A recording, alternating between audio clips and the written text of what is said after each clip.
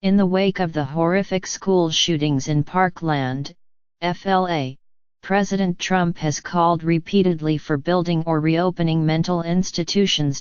Strangely, perhaps, he has echoed an argument made by some experts who study the mental health care system. It's not that they believe that having more institutions would somehow prevent spree killings, as Mr. Trump apparently does.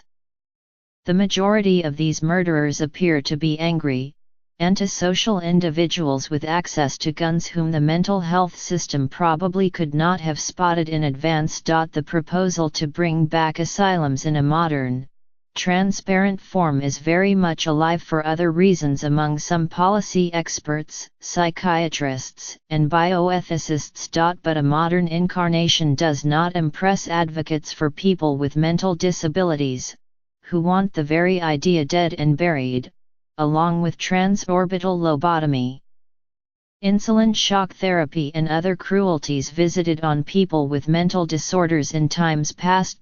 The intensity of this debate and the rare points of agreement between partisans provide a guide to the maze of the American mental health care system for anyone trying to navigate it while watching a loved one sink into delusion, mania, or suicidal despair. When people are going back and forth from prisons to hospitals, that's a sign they might have benefited from longer-term treatment options, said Dominic Sisti, a medical ethicist at the University of Pennsylvania School of Medicine who was co-author of a 2015 paper subtitled "Bring Back the Asylum" in the journal JAMA. For this really seriously mentally ill population, our resources have dried up, and I find that to be an ethical social justice violation, he said. Yet Jennifer Mathis, the Director of Policy and Legal Advocacy at the Baseline Center, which litigates on behalf of those with mental disabilities, called the idea offensive on its face. It took a lot of effort to move away from the practice of warehousing people, she said. Locking people up long-term is no treatment at all. The idea that we could be going back to those days we did this before, and it failed and failed badly, it's crazy and discriminating. One thing few experts dispute: soul-crushing abuses have occurred in mental institutions, and still do, across the world. The first therapeutic asylums, established in Europe at the beginning of the 19th century, were just that, asylums, retreats, closer to present-day yoga spas than clinics. They coincided roughly with the founding of what is now modern psychiatry. Through the 1800s, Quakers in the United States established retreats based on a similar principle, that respite and patient care were the best remedy for mental breakdowns of all kinds. The first mental hospitals were intended to provide a humane, protective environment, too, and there were pockets of decency in many of them, the late Dr. Oliver Sacks wrote in the New York Review of Books, especially in facilities that pursued some semblance of the Quaker example. But these institutions, particularly the state hospitals, soon became repositories for society's unwanted and adrift, alcoholics, the indigent and vagrant, mixed in with those experiencing psychosis and severe mood problems. Funding tapered off through the first half of the 20th century.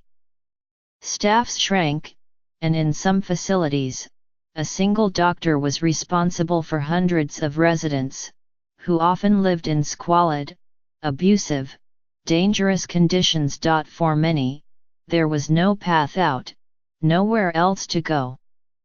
Hospitalization was a life sentence, or close to it. It is hard to describe the smell, said Joseph Rogers, 66, Executive Director of the National Mental Health Consumers Self-Help Clearinghouse, who spent stretches of up to 6 months on locked wards, mostly in Florida, after a psychotic episode at age 19. I guess it is the smell of caged humans.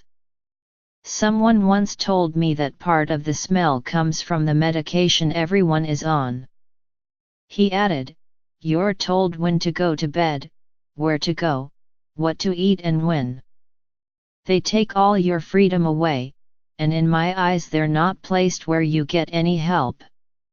He later founded the Clearinghouse, which provides assistance and advocacy for people with psychiatric diagnoses. By 1960, doctors had the first drug that could effectively blunt psychosis, chlorpromazine, brand name Thorazine, giving tens of thousands of residents a chance to live independently. In 1963, President John F. Kennedy initiated the Community Mental Health Act, intended to end institutional abuses and create a system of community-based care. The idea was that those released from the institutions would move back into neighborhoods, with easy access to a doctor, therapists, at-home services if needed. The money saved by closing the hospitals would be used to support independent living. The downstream consequences of that legislation are now generally accepted. State governments, with some exceptions, did not make good on promises to provide adequate community care, like well-staffed local clinics, supports for housing, employment, and daily living. Under budgetary strain, they offloaded much of the expense of mental health care to federal programs like Medicaid. Homelessness swelled in the nation's cities well through the 1980s. In more recent decades, an increasing number of people with mental disabilities landed in prison, usually for nonviolent offenses. Today there are at least 100,000 inmates with psychosis, far more if those with severe mood problems and drug problems are included. Experts estimate. During this time, the number of public psychiatric beds available has plunged to 11 per 100,000 people from 360 per 100,000 in the 1950s, according to Drive E. Fuller Torrey, founder of the Treatment Advocacy Center, which lobbies for more investment in psychiatric beds for people with severe mental illness. There's simply nowhere to put people with severe mental illness to stabilize them, Dr. Torrey said. No one seemed to care enough a generation ago, when so many become homeless, he added. Now that they're going to prison, well, these are horrendous tragedies, and if there were beds available, you wonder how many of these tragedies could be avoided. Dr. Torrey estimated that more than 90% of people with psychosis could be stabilized and discharged within a few weeks or so, that is, with short-term or acute care. This is a clinical point on which both sides of the debate generally agree. Many people with psychosis need acute care in a hospital, finding the treatments that help before returning to their families. The loss of psychiatric beds means less care of this type is available in many areas. Drive Torrey parts ways with opponents of asylums in that he favors longer-term institutionalization for the 5% or so who do not improve with acute care, along with continual, unannounced inspections to prevent abuses. The third, and perhaps most critical, point of agreement in the asylum debate is that money is lacking in a nation that puts mental health at the bottom of the health budget. These disorders are expensive to treat in any setting, and funds for hospital care and community supports often come out of the same budget. In his paper arguing for the return of asylums, Dr. Sisti singled out the Worcester Recovery Center and Hospital in Massachusetts. This $300 million state hospital, opened in 2012, has an annual budget of $80 million. 320 private rooms, a range of medical treatments and non-medical supports like family and group therapy, and vocational training. Its progress is closely watched among mental health experts. The average length of stay for adolescents is 28 days, and the average for continuing care, for the more serious cases, is 85 days, according to Daniela Trammell, a spokeswoman for the Massachusetts Department of Mental Health. Some individuals are hospitalized for 9 months to a year, a smaller number is hospitalized for 1 to 3 years, she wrote in an email. Proponents of modern asylums insist that this kind of money is well spent, considering the alternatives for people with mental disabilities in prison or on the streets. Opponents are not convinced when you set up a place like Worcester.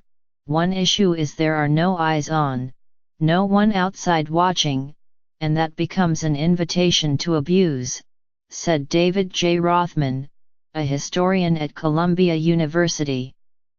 He and Sheila M. Rothman, his wife, wrote The Willowbrook Wars, the definitive account of the notorious Willowbrook State School on New York's Staten Island, which closed in 1987. It costs some $150,000 or more annually to house a resident at modern state mental facilities like Worcester, compared to about $30,000 a year for good community care, including housing. Experts estimate the more you spend on these hospitals, the less is available for community care, Dr. Rothman said. At the heart of the modern debate over new asylums are two questions awaiting answers: what is good mental health care, really? And what does its quality say about the society attempting to provide it?